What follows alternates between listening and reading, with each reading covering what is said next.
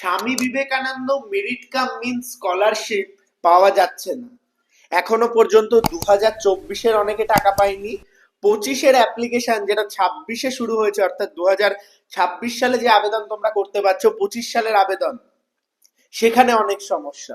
কিন্তু বেকার ভাতা বা যুবশ্রী প্রকল্প কিন্তু আবার নতুন করে চালু হলো।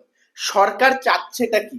ভাতার ক্ষেত্রে নতুন অ্যাপ্লিকেশন এবং নতুন ফর্মালিটিস, কিন্তু স্কলারশিপ যেটা ছাত্রছাত্রীদের নৈতিক অধিকার, সেখানে দাঁড়িয়ে এরকম হঠকারিতা সম্পন্ন সিদ্ধান্ত। প্রচুর ছাত্রছাত্রীরা এখনো সেমিস্টার ফিস দিতে পারেনি, অনেক ইউনিভার্সিটি তাদের নিজস্ব রেজিস্ট্রেশন বা ডেটা এন্ট্রি করেনি, ফলে ছাত্রছাত্রীরা আবেদনই করতে পারছে না স্কলারশিপে। কি হবে এই নিয়ে বিস্তারিত বলবো, কেন এরকম সমস্যা, এর সমাধান কি, ছাত্রছাত্রীরা কোন দিকে যাবে।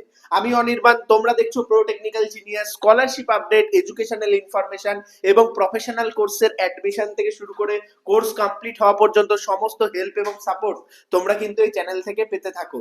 তাই অবশ্যই সাবস্ক্রাইব করে আমাদের পরিবারের সদস্য হয়ে উঠবে।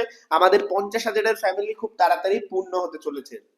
তো ভিউয়ার্স, তোমরা যারা স্টুডেন্ট রয়েছে, তোমরা Swami Vivekananda merit cum means scholarship 2024 যারা এখনো পাওনি, তাদের উদ্দেশ্যে একটাই কথা আমি বলবো, তোমরা বিকাশ ভবন গিয়ে সরাসরি যোগাযোগ করো। অ্যাজ ওয়েল অ্যাজ তোমরা কমেন্ট করে জানাও তোমাদের কি ইস্যু ছিল, তোমরা এখনো স্কলারশিপ পাওনি।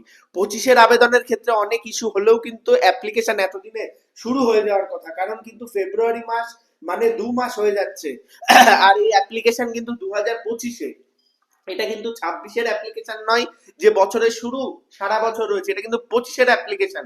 26-এর মার্চ, অর্থাৎ যে একাডেমিক ইয়ার হোক বা তোমাদের ফিনান্সিয়াল ইয়ারের মধ্যে টাকা ঢোকার কথা, সেখানে দাঁড়িয়ে কেন এত হঠকারিতা সম্পন্ন সিদ্ধান্ত? এই ক্ষেত্রেই কিন্তু চিন্তার মুখে ছাত্রছাত্রীরা।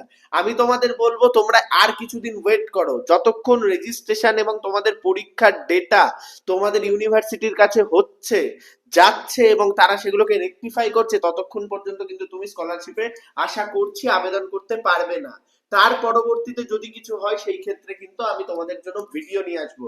কিন্তু এখানে দাঁড়িয়ে যুবশ্রীর মতো প্রকল্প চালু করা হলো এবং তার টাকা কিন্তু বলতে গেলে এপ্রিল থেকেই ঢোকা চালু হবে, কিন্তু স্কলারশিপ যেটা ছাত্রছাত্রীরা আর্ন করেছে, যেটার উপর ছাত্রছাত্রীরা মেধা বেসিসে পায়, যেটার বেসিসে ছাত্রছাত্রীরা পড়াশোনা করে, সেই স্কলারশিপ কিন্তু এখনো দেওয়ার নাম নেই সরকারের।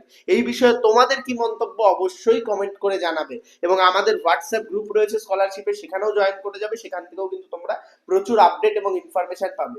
ভিডিওটি খুবই গুরুত্বপূর্ণ তোমাদের জন্য, অবশ্যই ভালো লাগলে লাইক করো, বন্ধুদের মধ্যে শেয়ার করে দিও, তোমাদের মতামতটা জানিও। আর কিছুদিন আশা করছি তোমাদের ওয়েট করতে হবে, আমার প্ল্যাটফর্ম থেকে আমি বারবার একই কথা বলছি, জানি না পরবর্তীতে কি হবে।